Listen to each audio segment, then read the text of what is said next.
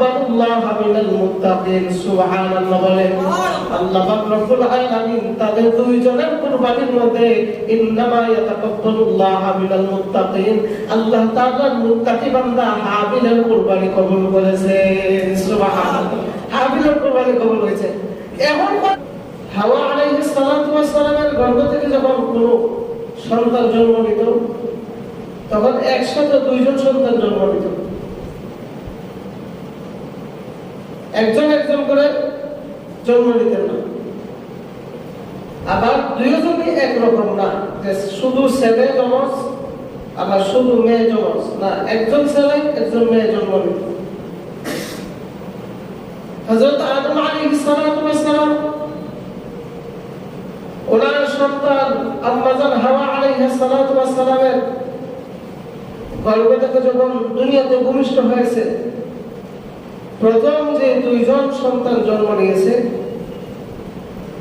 একজন ছেলে একজন মেয়ে। ছেলের নাম ছিল কাবিল আর মেয়ের নাম ছিল ইকলিমা। এরপরে আবার দুইজন সন্তান জন্ম নিয়েছেন, ওই যমজ, একজন ছেলে একজন মেয়ে।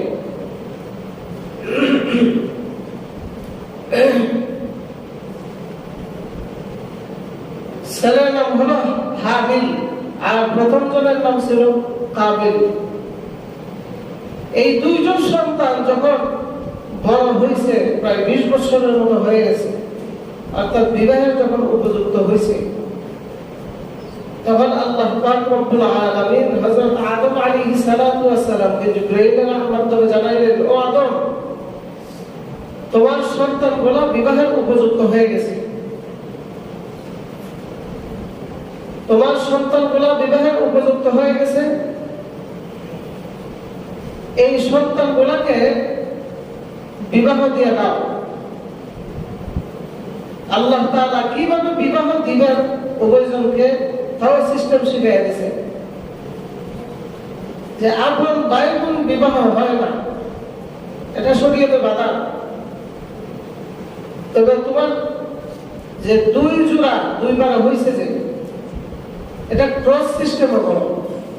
অর্থাৎ প্রথম যে জোড়া ছিল কাবিল এবং ইকলিমা, আর দ্বিতীয় জোড়া ছিল হাবিল কাজা, নতুন করে অন্য নামও আছে।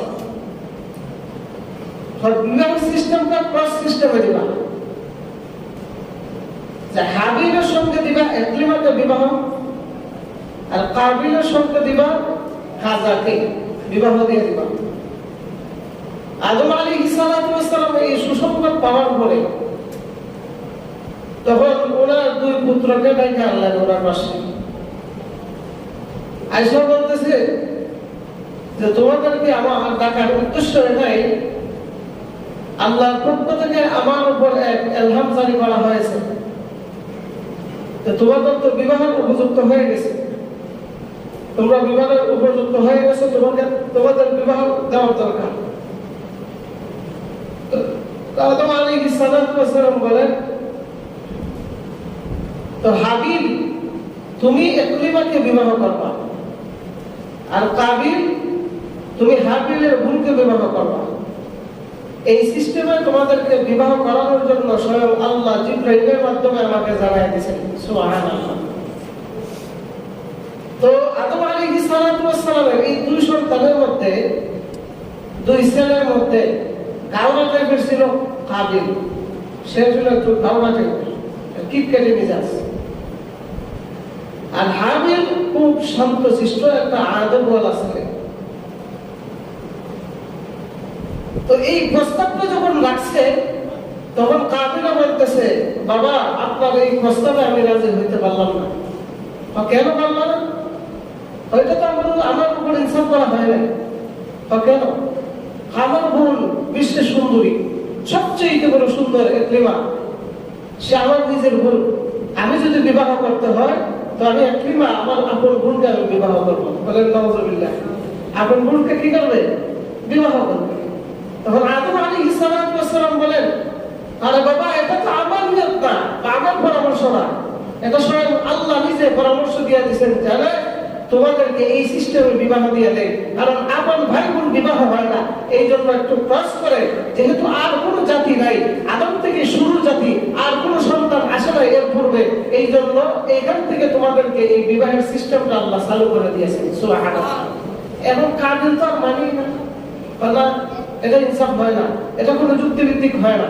তো আদম আলাইহিস সালাতু ওয়াস সালাম বলেন, তাহলে তোমার কাছে যুক্তিভিত্তিক কিভাবে হয়? তখন কাবিল বলে, আমার কাছে যুক্তিভিত্তিক কিভাবে হবে মানে, আমরা আলামুল আরওয়াহের মধ্যে রূহের জগতে ছিলাম, যে রূহের জগতে দুইজন একসাথে ছিলাম, মায়ের গর্ভে আসছি, একসাথে আসছি, মায়ের গর্ভ থেকে দুনিয়াতে ভূমিষ্ঠ হইলাম, দুইজন একসাথে ভূমিষ্ঠ হইলাম। এখন যদি আমরা এখন আমার ছোট থেকে বড় এই বিবাহ প্রস্তাব পর্যন্ত, বিবাহের সময় পর্যন্ত আমরা একসাথে বড় হয়েছি, সুতরাং এখন যদি বিবাহ করতে হয় আমরা দুইজন একসাথে, অর্থাৎ আমার আপন বোনকে বিবাহ করবো। কি যুক্তি দিছে? যুক্তি কার খারাপ দিছে? হ্যাঁ, যুক্তি খারাপ দিছে নি? খারাপ দিছে না। সিরিয়াল বাই সিরিয়াল জানাইছে যে রূহের জগতে ছিলাম একরকম, এক জায়গায় ছিলাম ভাই বোন, আমার মা এবং বাবার বিরোধের কারণে গর্ভে আসলাম, গর্ভের মধ্যে বড় হইলাম একসাথে, দুনিয়াতে ভূমিষ্ঠ হইলাম একসাথে, ভূমিষ্ঠ হওয়ার পর শুরু থেকে বিবাহ হওয়ার আগ পর্যন্ত, এ পর্যন্ত আমরা বড় হইলাম একসাথে, এখন বিবাহের সময় কেন আলাদা হবো? তখন আদম আলাইহিস সালাতু ওয়াস সালাম বলে, বাবা এটা তো আমার আদেশ না, স্বয়ং আল্লাহ আদেশ করেছেন তোমাদের বিবাহটা ওই রকম করার জন্য যে তুমি বিবাহ করবা হাবিলের বোনকে, হাবিল বিবাহ করবে তোমার বোনকে, এইভাবে আল্লাহ তাআলা সিস্টেম দিয়েছেন।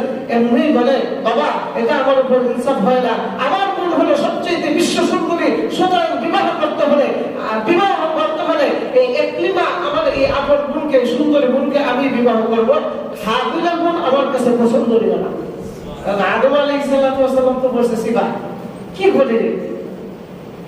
আদম আলাইহিস সালাতু ওয়াস সালাম সিজদা করে গেলেন, পড়ে যাওয়ার পর আল্লাহর কাছে দোয়া করলেন, আল্লাহ যে ওয়াদা আপনি দিয়েছেন তাদের বিবাহের ক্ষেত্রে আমি সবাইকে জানাইয়া দিছি, কিন্তু আমার এক ছেলে মানে আর এক ছেলে মানে না, এটা তো আমি বুঝতে পারলাম না, কি করা যায়?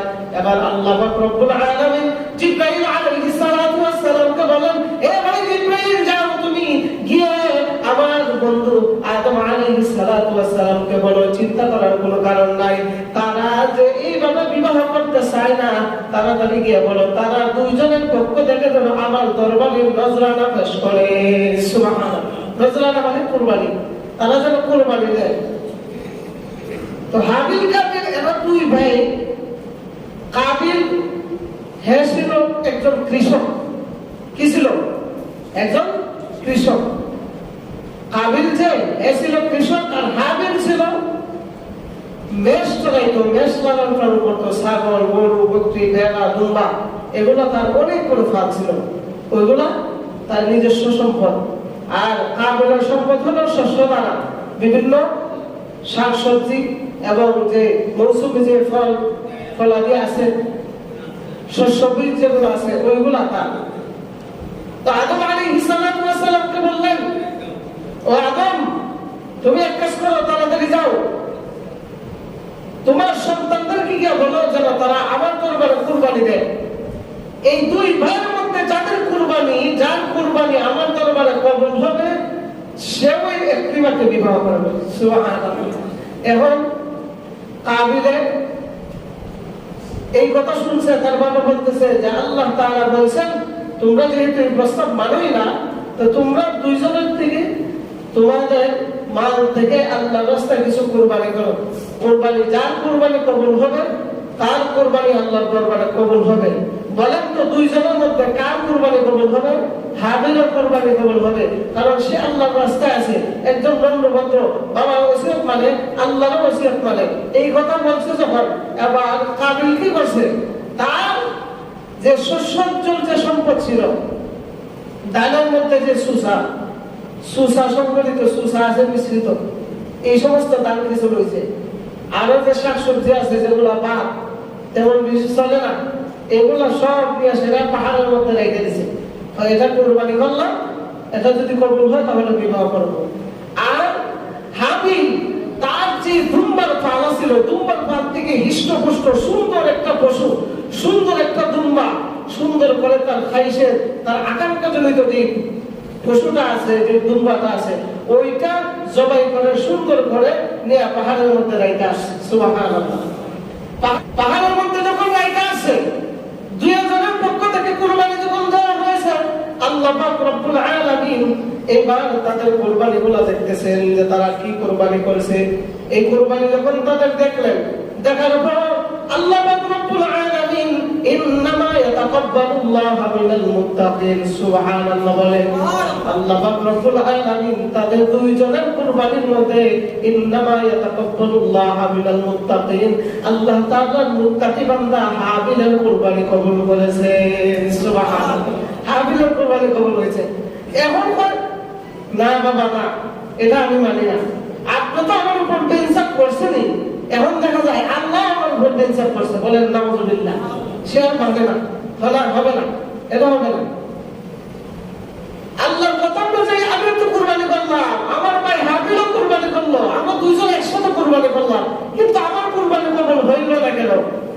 তখন আল্লাহ তাআলা কোরআনের আয়াত দিয়ে নাযিল জানায়, আয়াত করে জানায় দিলেন যে ইন্নামা ইয়াতাকাব্বালুল্লাহু মিনাল মুত্তাকিন, মুত্তাকি বান্দার যত গুণ আছে, যত দান আছে, এগুলো আল্লাহ তাআলা কবুল করেন, কারণ তাদের দানের মধ্যে কোনো নির্ভেজাল, তাদের দানের মধ্যে কোনো ভেজাল নেই, ভেজাল মুক্ত দান আল্লাহর রাস্তায় করে। তো হাবিল ভেজাল মুক্ত তার পশুটা সুন্দর হৃষ্টপুষ্ট যে দুম্বাটা, ওইটা জবাই করে আল্লাহর রাস্তায় গিয়ে কুরবানি করে ওই জায়গার মধ্যে রেখে আসছে।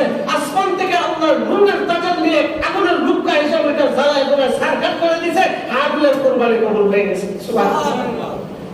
তখন বলতেছে, আরে বাবা, তুমি যে আল্লাহর রাস্তায় কুরবানি করছো, তোমার মানের মধ্যে তো ভেজাল আছে, দান দিছো সুসাদুত্ব আছে, শস্য দিছো তার মধ্যে বাধা আছে, শাকসবজি দিছো এগুলো নষ্ট, এগুলো তো ক্লিয়ার না, কিন্তু আল্লাহকে কোনো কিছু দিলে তো ফ্রেশ করে দেওয়া লাগে, কিন্তু তুমি তো নির্ভেজাল দাও নাই। কিন্তু আমার বাবা হাবিলে তার সুন্দর একটা পশু নিয়ে দিছে, ওইটা আল্লাহ কবুল করছে।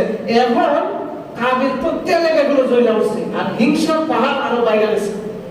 হ্যাঁ, আমি আমার বোনকে বিবাহ করবো, তার ক্ষেত্রে বাধা দেয়, ওইটা আমি মাইনা নিলাম, এরপরে পরীক্ষা নিল, তাও মাইনা নিলাম, কুরবানি করতে তাও মাইনা নিলাম। এরপরে দেখা যায় আল্লাহ আদম দুইজনে দেখা যায় হাবিলের ভোগ করে টানে, বলেন নাউযুবিল্লাহ। হাবিলের ভোগ কি টানে না মুত্তাকি বান্দার ভোগ টানে? আল্লাহ মুত্তাকি বান্দার ভোগ করাবে। তো এই কথা যখন বলছে, বলার পরে এখন কাবিল মানতে রাজি না, চলো এখানে আর থাকবো না, এটা আমার উপর বেনসিফ করা হয়েছে। আদম আলাইহিস সালাম দুইজন সন্তানকে নিয়ে বাড়িতে চলে গেছে। বাড়িতে চলে যাওয়ার পরে এবার আদম আলাইহিস সালাম হজের উদ্দেশ্যে বাইতুল্লাহ চলে গেছে। চলে যাওয়ার পর এবার কাবিলে যতবার হাবিলের দিকে তাকায়, ততবার রাগের ছায় আর হিংসা নিয়ে তাকায়। এমনি বলে, লাইন বাসাত্তা ইলাইয়া ইয়াদাকা লিতাকতুলানি মা আনা বিবাসিতি ইয়াদিয়া ইলাইকা লিআকতুলাক ইন্নী আখাফুল্লাহ রাব্বাল আলামিন। হাবিল যখন তার সামনে আসলো, কাবিল তার দিকে তাকিয়ে হিংসার নজরে তাকাইলো আর বলে, ভাই তুই যদি আমার বোনকে বিবাহ করতে চাস, আমি কিন্তু তোকে হত্যা করে ফেলবো। বলেন নাউযুবিল্লাহ। কাবিল বলে, তুই যদি আমার বোনকে যদি আমার বিবাহ করার জন্য কোনো কিছু বলবে, আমি এই মুহূর্তে তোকে আমি হত্যা করে ফেলবো। লাইন বাসাত্তা ইলাইয়া ইয়াদাকা লিতাকতুলানি মা আনা বিবাসিতি ইয়াদিয়া ইলাইকা লিআকতুলাক, তোকে আমি হত্যা করে ফেলবো এই মুহূর্তে। এমনি কাবিল এই কথা বলার পর হাবিল বলতেছে, তাহলে শুনো, তুমি যদি আমাকে হত্যা করার জন্য যদি তোমার হাতটা সামনের দিকে অগ্রসর করো, তাহলে আমাকে হত্যা করো, কোনো সমস্যা নাই, এর বিপরীতে আমি তোমাকে হত্যা করব না। সুবহানাল্লাহ। আল্লাহর কসম, হযরত আব্দুল্লাহ ইবনে উমর বলেন, আল্লাহর জাত ও ইজ্জতের কসম করে বলি, কাবিল যতই শক্তিশালী হোক না কেন, তার দিকে তাকাতে গেল, তার চেয়ে শত গুণ শক্তি আল্লাহ তাআলা দিয়ে বানাইছিলেন হাবিলকে। সুবহানাল্লাহ। কিন্তু ওই জায়গায় হাবিল শক্তি কাজে লাগায় না, কেন? সে আল্লাহর ইনসাফের উপর আছে। তখন বলতেছে, তুমি যদি আমাকে হত্যা করার জন্য আমার সামনে যদি হাত অগ্রসর করো, আমাকে হত্যা করার জন্য করতে পারবা, কোনো সমস্যা নাই, আমাকে হত্যা করে ফেলে, কোনো জবাব দেব না। আর তুমি আমাকে হত্যা করার পরে এর বিপরীতে আমি তোমাকে হত্যা করবো না। তখন কাবিল বলতেছে, কেন তুমি হত্যা করবে না? হত্যা এই জন্যই আমি করবো না, ইন্নী আখাফুল্লাহ রাব্বাল আলামিন। সুবহানাল্লাহ বলেন, ইন্নী আখাফুল্লাহ, আর আমি তো আমার আল্লাহকে ভয় করি। সুবহানাল্লাহ, আমি আল্লাহকে ভয় করি, রাব্বাল আলামিন, যিনি तमाम জগতের পালনেওয়ালা, তোমার পালনেওয়ালা, আমার পালনেওয়ালা। উনি যে জায়গায় ঠিকঠাক দিয়ে দিয়েছেন, উনার কথার উপর আমি ইস্তেকামত থাকলাম, লড়ার কোনো টাইম নেই। এতে আমার হত্যার জিন্দিগি আসো, আমি উল্টা তোমাকে হত্যা করবো না, কারণ আমি আল্লাহকে ভয় পাই। ইন্নী আখাফুল্লাহ, সুবহানাল্লাহ, আমি আল্লাহকে ভয় পাই, আমি এর বিপরীতে তোমাকে হত্যা করবো না। তবে শুনে রাখো, তুমি যদি আমাকে হত্যা করেই ফেলো, ইন্নী উরিদু আন তাবুআ বিইসমি ওয়া ইসমিকা, তুমি যদি আমাকে হত্যা করেই ফেলো, তবে মনে রাখো তুমি আমার জিন্দেগীর যত গুনাহ আছে সব গুনাহের ভাগীদার তুমি হইবা। সুবহানাল্লাহ বলেন, সব গুনাহের ভাগীদার কে হবে? কাবিল হবে। হবে না? শুনে রাখো, তুমি যে আমাকে হত্যা করবা এর জন্য তুমি গুনাহগার হইবা, এরপরে আমার জিন্দেগীতে যত গুনাহ আছে সব গুনাহের ভাগীদার তুমি হইবা। বলেন তো ওই সময় কাবিলের মিজাজ কি ঠিক থাকবে? হ্যাঁ, আরো ভালো হয়ে গেছে। এমনি তো আমার সহ্য হইতেছে না, আবার বলতেছে তোর গুনাহ উঠাই না দিব, বলছ কি? তখন কি করবে? ফাতাকুনু মিন আসহাবিন নার, তখন আর কি করবে? তখন কয়, তুমি যে আমারে মারছো, তুমি তো জাহান্নামী হইবা, জাহান্নামের অন্তর্ভুক্ত হইবা। আর এই সমস্ত জাহান্নামের অন্তর্ভুক্ত যে জায়গার মধ্যে হইবা, ওই জায়গার মধ্যে জালিমের স্থান, আর তুমি আমাকে হত্যা করো, ওই জালিমের স্থানে তোমার স্থান হবে। বলেন নাউযুবিল্লাহ। এই কথা যখন বলছে, বলার পরে এখন তো আরো বসে বসে বলে, এখন কি করবে? হাবিল এক জায়গার মধ্যে বসা আছে, বসা থাকা অবস্থায় এখন তেলে বেগুনে যখন চইলা উঠছে, হিংসা প্রতিহিংসার সাগর যখন দেখাইতেছে, তখন কাবিল বলে, কিভাবে তাকে হত্যা করি? হত্যা করার সিস্টেম তো আমার জানা নাই। সুবহানাল্লাহ বলেন, হত্যা করার সিস্টেম জানা নাই, কারণ এরা তো দুনিয়ার মধ্যে সন্তানদের মধ্যে সর্বপ্রথম পুরুষ। এখন এরা কিভাবে মরছে? এর আগে তো কোনো জিন্দেগিতে মানুষ মারা যায় না, এর আগে কোনো মানুষ জন্মেছে? জন্ম নেয় নাই। তো মানুষ কিভাবে মারা যায়, কাকে হত্যা করা লাগে, কাকে কিভাবে মারা লাগে, এই সিস্টেম কি তাদের জানা আছে? জানা। ওই সিস্টেম শিখানোর জন্য মিস্টার ইবলিস হাজির, সবাই হাজির। ইবলিস আইয়া ভারী সব বলাস, এত বড় একটা ভালো কাজ, হাবিলকে হত্যা করতে চাইতেছে কাবিল, আমি যদি তার কাছে যদি সাথ না দেই, এটা কি করে হয়? তখন ওই শয়তান কি করলো? সাথে সাথে একটা বৃদ্ধ মানুষের সুরত নিয়ে কাবিলের সামনে চলে আসছে। বলেন নাউযুবিল্লাহ। আয়েশা এখন কি করবে? কাবিল কিভাবে হাবিলকে হত্যা করবে শিখাইতেছে। কিভাবে শিখাইতেছে? মানুষের সুরত ধরে আয়েশা সামনে অগ্রসর হইতেছে, হঠাৎ একটা পাখি তার সামনে আসছে, পাখিটাকে সে চোখ করে ধইরা পাথরের মধ্যে রাইখা আরেকটা পাথর হাতের মধ্যে নিয়ে মাথার মধ্যে মারছে, যখন ঝুলে তখন মাথা ফাইটা চূর্ণ বিচূর্ণ হয়ে গেছে, পাখিটা একদম সাথে সাথে মারা গেছে। এখন কয় হত্যা কিভাবে হয়? আমি বুঝতে পারলাম। বলেন নাউযুবিল্লাহ। হত্যা করার জন্য এই চেষ্টা, এই মুজাহাদা কে করাইছে? বলেন তো, মানুষটা শয়তান। আরো জোরে বলেন, পৃথিবীতে যত হত্যা সংঘটিত হয় সব শয়তান জনিত করে হয়। শয়তান মানুষকে গ্রাস করার কারণে মানুষকে হত্যা করে। বলেন নাউযুবিল্লাহ। এই যখন দেখছে, এখন গিয়ে পাইছি হাবিলকে হত্যা করা যায়, একটা সিস্টেম পাইছি। কিভাবে হত্যা করি? যে একটা পাথর হাতে নিয়ে মুরব্বিটা এই পাখিটাকে মারলো, তাহলে তো ওইভাবে মারতে হবে। আল্লাহু আকবার। হাবিল এক জায়গার মধ্যে পাথরের কাছে হেলান দিয়ে বসা আছে, বসা অবস্থায় যখন দেখছে, তখন কাবিল কি করলো? বিশাল করে এক পাথর নিয়ে তার মাথার মধ্যে মেরে দিয়েছে। বলেন নাউযুবিল্লাহ। ফাকাতালাহু ফাআসবাহা মিনাল খাসিরিন। কাবিল যখন দেখলো হাবিল একটা পাথরের মধ্যে হেলান দিয়ে এভাবে বসে আছে, সাথে সাথে বিশাল এক পাথর নিয়ে তার মাথার মধ্যে যখন মারছে, মারার সাথে সাথে মাথা চূর্ণ বিচূর্ণ হইয়া রক্ত বের হয়ে গেছে। এখন তার ভিতরে আর ভাবি নাই, কাবিল হয় আমার ভাইকে যে আমি মারলাম, এখন আমি কি করি, কি করব? কোনো কিছু করার তো নাই, কারণ হত্যা কিভাবে করে এটা আমি জানি না, কিন্তু একটা পাখিকে দেখা, মানুষকে দেখা শিখলাম। এখন কেমনি কি করি?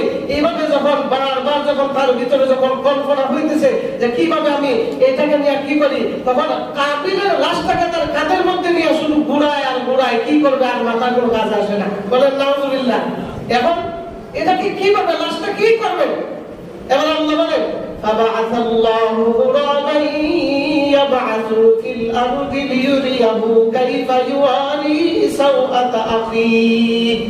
আল্লাহ পাক রব্বুল আলামিন কাবিলকে দেখা দিলেন, আল্লাহ তাআলা তার সামনে দুইটা কাককে পাঠালেন, দুইটা কাউয়া কাক, যেটা কাউয়া পাখি, এই কাক পাখিকে আল্লাহ তাআলা পাঠালেন। পাঠানোর পরে এই কাক পাখি দুইটা তার সামনের মধ্যে গেল। সামনের মধ্যে যাওয়ার পরে দুইটা কাকে একে অপরের চোখে লাগিয়া একটা কাক আরেকটাকে মেরে ফেলছে। মাইরা তার সামনে একটা সুন্দর করে একটা গর্ত ফুটলো, টুট দিয়া গর্ত ফুটলো, গর্ত ফুটিয়া তার টুট দিয়া ধাক্কা মারে আরেকটা কাককে গর্তের মধ্যে ফেলাইয়া মাটি দিয়া যখন সাথে সাথে চাপা দিয়ে দিছে। চাপা দিয়ে দেওয়ার পরে এবার বলে হ্যাঁ পাইছি কিভাবে দাফন করতে হয়। নাউজুবিল্লাহ বলে এখন পাইছি কিভাবে দাফন করতে হয়। কাককে যখন এইভাবে দাফন দিয়ে দিছে তখন বলে قال يا ويلتى أعجزت أن أكون مثل هذا الغراب فأواري سوءة أخي। হায় আফসোস, হায় আফসোস, আমি এমন এক মেন্টেল একটা কাকের মধ্যে আল্লাহ তাআলা যে জ্ঞান দিয়েছে একটা মানুষকে মাইরা আত্মহত্যা করিয়ে যেমনি ভাবে টানায়া তাকে দাফন করে, একটা কাকের মাথার ভিতরে যে জ্ঞান আমার মাথার ভিতরে এই জ্ঞান নাই। বলেন নাউজুবিল্লাহ। একটা কাকের মাথার ভিতরে এত জ্ঞান আছে, অথচ আমি আমার এক নাদান ওই মানুষটাকে মারলাম, তাকে দাফন করার মতো এই সিস্টেম তো আমার জানা নাই। আমি কাক থেকে তো আরো বাদ। বলেন নাউজুবিল্লাহ। বা কাক থেকে তো আরো বাদ হয়ে গেছে। এবার কাবিল যখন দেখলো যে কাকে দাফন করে দিছে, হ্যাঁ এখন রাস্তা খুঁজে পাইছি, সাথে সাথে কি করলো একটা গর্ত খনন করলো। গর্ত খনন করিয়া হাবিলকে এই গর্তের ভিতরে ফেলাইয়া মাটি চাপা দিয়া দিছে। বলেন নাউজুবিল্লাহ। মাটি চাপা দিয়া এবার বাড়িতে যখন চলে যাবে, এইখান থেকে যাওয়ার সাথে সাথে আল্লাহ তাআলা জিবরাইল আলাইহিস সালাতু ওয়াস সালামকে বলেন, ও জিবরাইল তুমি কি দেখো নাই যে আমি এত বড় একটা মুত্তাকি বান্দার কুরবানি কবুল করেছি, সে আমার মুত্তাকি বান্দা, তাকে নির্দোষভাবে আত্মহত্যা করে নির্দোষভাবে তাকে হত্যা করেছে, হত্যা করে এই খুনি আবার ফালায়া যায়, তাড়াতাড়ি যাও গিয়ে তার খবর পর্যন্ত মাটিতে দাঁড়ায় দাও। সুবহানাল্লাহ। সাথে সাথে যখন জিবরাইল আলাইহিস সালাতু ওয়াস সালাম জমিনে পড়ে আসছেন, আল্লাহ তাআলার অর্ডারে জিবরাইল আলাইহিস সালাতু ওয়াস সালাম জমিনকে বললেন, এই জমিন আল্লাহ তাআলা অর্ডার করেছেন এই মুহূর্তে কাবিলের তার পা থেকে কবর পর্যন্ত মাটির মধ্যে দাবায় দাও। সুবহানাল্লাহ। জিবরাইল আলাইহিস সালাতু ওয়াস সালাম বলার সাথে সাথে মাটির সাথে সাথে তার কবর পর্যন্ত মাটির মধ্যে দাবায় দিয়েছে। দাবায় যখন দিছে এখন খান্দে, এখন আল্লাহর দরবারে কাঁদে, আল্লাহ আমি ভুল করে ফেলেছি, অন্যায় করে ফেলেছি, তো আমার চেয়ে বড় শয়তান, আমার চেয়ে বড় গুনাহগার, আমার চেয়ে বড় কুনীত শয়তান, তাকে তুমি এইভাবে শাস্তি দিলা না, আমাকে কেন এইভাবে শাস্তি দাও। তখন আল্লাহ তাআলা আসমান থেকে অর্ডার দিলেন, আসমান থেকে আওয়াজ দিতেছেন, এই খুনি শয়তান তো নিজের ভাইকে নিজে মারে নাই, তুই তো নিজের ভাইকে তুই হত্যা করে ফেলছিস, এই জন্য তোকে এই শাস্তিতে রূপান্তরিত করলাম। এবার বলতেছে, আল্লাহ আমি তো জানি, আমার বাবার কাছ থেকে শুনছি, আমার বাবাও ভুল করেছিলেন, জান্নাত থেকে বের হয়ে গেছিলেন ভুল করিয়া, এরপরে তোমার দরবারে কান্নাকাটি করে মাফ পাইছে, তো আমাকে কি একটু মাফ করা যায় না? কি সুন্দর যুক্তিতে, সুবহানাল্লাহ। আমাকে কি একটু মাফ করা যায় না? তখন আল্লাহ তাআলা আরো রাগান্বিত হলেন, রাগান্বিত হয়ে বলতেছেন, এ জমিন তুমি কাবিলের গলা পর্যন্ত দাবায় দাও মাটিতে। সুবহানাল্লাহ। তখন সাথে সাথে জমিন তাকে আরো দাবায় দিল গলা পর্যন্ত। যখন চলে আসছে, চলে আসার পর এবার আল্লাহর দরবারে দোয়া করে আল্লাহর রাসূলকে উসিলা দিয়ে, সুবহানাল্লাহ, হে আল্লাহ আমি আমার বাবার কাছ থেকে শুনেছি, বাবা যখন ভুল করেছিলেন, যেভাবে ওই পাহাড়ের মধ্যে গিয়ে কান্নাকাটি করেছিলেন, সর্বশেষ যেভাবে দোয়াটা কবুল করেছিলেন, আমার বাবা বলছে হযরত মুহাম্মদুর রাসূলুল্লাহ সাল্লাল্লাহু আলাইহি ওয়াসাল্লাম উনি হবেন আখিরের নবী। ওই আখিরের নবীর নাম দিয়ে তোমার কাছে মাফ চাওয়ার কারণে আল্লাহ তোমার দরবার থেকে মাফ চাইছিল। আল্লাহ তুমি আমাকে ওই বন্ধু নবীর খাতিরে তুমি আমাকে মাফ করে দাও। সুবহানাল্লাহ। এবার জমিনকে আল্লাহ তাআলা বলেন, জমিন আর দাবায় না, উঠায় দাও। সুবহানাল্লাহ। এবার যখন উঠায় দিছে, শাস্তি তো শেষ নাই, উঠায় যখন দিছে, এখন আল্লাহ পাক রব্বুল আলামিন ফেরেশতাকে অর্ডার করলেন, এই ফেরেশতা যাও, তুমি তাড়াতাড়ি যাও, এই যে কাবিল যাইতেছে, তুমি কি তার পিছন থেকে বিশাল করে পাথর নিয়ে তার মাথার মধ্যে পাথর মেরে দাও। বলেন নাউজুবিল্লাহ। বিশাল করে পাথর হাতের মধ্যে নিছে, নিয়ে যখন তার মাথার মধ্যে যখন মারছে, মাথাটা মুহূর্তের ভিতরে চূর্ণ বিচূর্ণ হয়ে গেছে, সে মরে গেছে।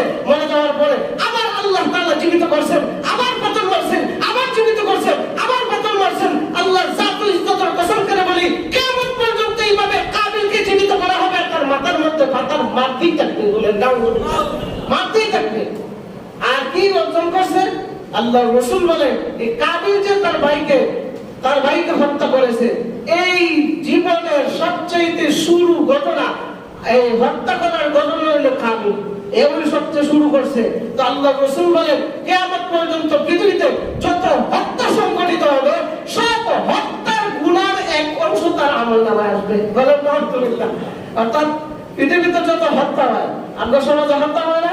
আর তাজা খবর, ছোট্ট একটা বাচ্চা, তার নাম হলো রাবিসা, এই ছোট্ট বাচ্চাটাকে নাউজুবিল্লাহি মিন যালিক দর্শন করিয়া তার গলা কেটে তাকে হত্যা করে ফেলছে। দেখছেন না আপনারা? দেখছেন না আমাদের সমাজটা কেমন হয়ে গেল? মানুষ ন্যায্য বিচার চাইলে কোনো বিচার পায় না।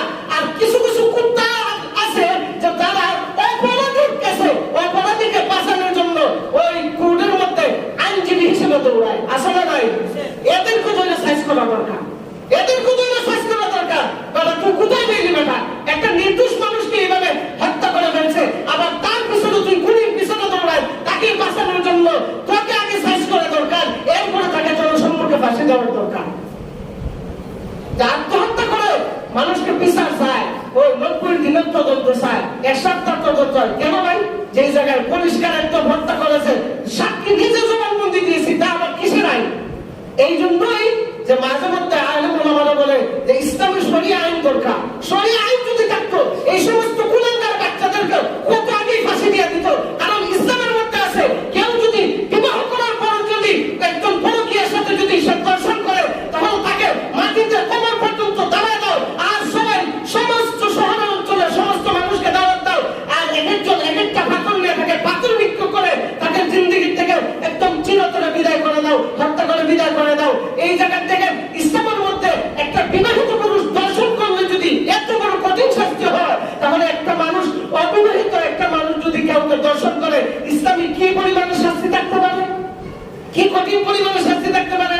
এই জন্য এই জমিনে আল্লাহর কোরআনের আইন যতটুকু বাস্তবায়িত হবে না, আল্লাহর কসম করে বলি এইভাবে হত্যা বাড়তে থাকবে, একটারও বিচার হবে না, একটারও বিচার হবে না, একটারও বিচার হবে না। এই জন্য বলছিলাম যে এই আত্মহত্যার মূল ঘটনকারী, মূল সিস্টেমকারী হলো কাবিল। হে আত্মহত্যা করছিল, মানুষকে হত্যা করছিল, তার ভাইকে হত্যা করার কারণে কিয়ামত পর্যন্ত যত হত্যা সংঘটিত হবে, প্রত্যেক হত্যাকারী যে হত্যা করছে তার গুনাহ থেকে এক অংশ তার কবরে আজীবন যাইতে থাকবে, বলেন নাউজুবিল্লাহ। যখন হত্যা করা শেষ, তাকে যখন পাথর মারা হয়েছে, আদম আলাইহিস সালাতু ওয়াস সালাম বাইতুল্লাহ থেকে আসছেন, আসার পরে সমস্ত মানুষকে জিজ্ঞাসা করতেছে, এই তোমার ভাই বোনকে তোমরা দেখছো? আমার হাবিল আর কাবিলকে তো আমি পাইতেছি না, তারা কোথায়? তখন আল্লাহ পাক রব্বুল আলামিন জিবরাইলের মাধ্যমে জানায় দিলেন, ও জিবরাইল, যাও গিয়ে জানায় দাও, আমার আদমকে জানায় দাও যে কাবিল তার আপন ভাইকে হত্যা করে ফেলেছে, বলেন নাউজুবিল্লাহ। যখন আয়েশা এই সংবাদটা দিছে, আদম আলাইহিস সালাতু ওয়াস সালাম কান্নায় বিভোর হয়ে গেলেন, আর আল্লাহর কাছে চিন্তা করে কাঁদতে থাকলেন, আল্লাহ আমার হাবিলকে কোথায় দাফন করেছে, কোথায় মাটি চাপা দিয়েছে, একটু যদি আমাকে ঠিকানাটা দিতেন, আমার হাবিলকে আমি একবার দেখতাম। আল্লাহ তাআলা ঠিকানা দিয়ে দিলেন, এমন জায়গায় যাও, ওই পাহাড়ের মধ্যে যাও, গিয়ে দেখো তাকে ওই জায়গার মধ্যে দাফন করা হয়েছে।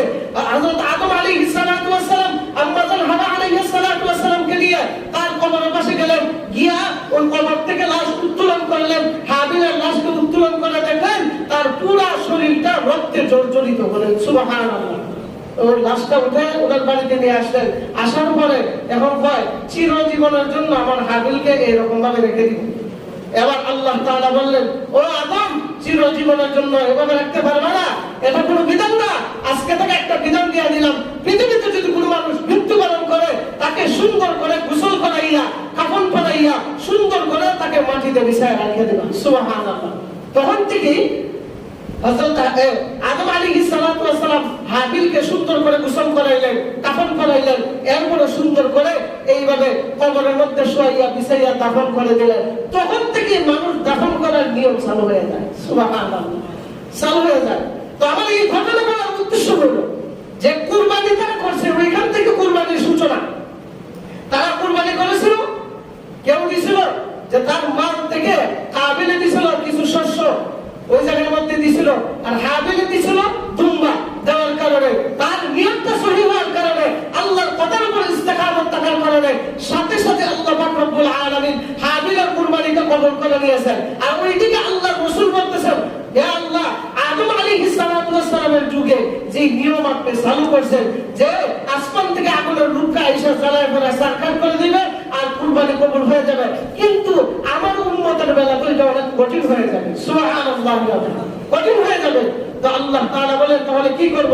আপনি এমন এক সিস্টেম করে দেন, তারা যেই পশু আপনার রাস্তায় কুরবানি করে ওই পশুটা না জ্বালাইয়া এমনি তাদের কুরবানিকে কবুল করেন, আর এটা থেকে আমার সমস্ত উম্মতরা যেন লাভবান্বিত হতে পারে। সুবহানাল্লাহ, কত সিস্টেম সুন্দর করে চালু করে দিয়েছেন। এই জন্য কুরবানিটা হলো এটা একটা তাকওয়ার ব্যাপার। যদি বলেন যে আল্লাহ তো কোনো কিছুই খায় না, আরে ভাই, আল্লাহ তো কোনো কিছু খায় না, কিন্তু আল্লাহ আপনার আসল জায়গায় হাত দিয়ে রাখছেন। আসল জায়গায় হাত দিয়ে রাখছেন কোনটা?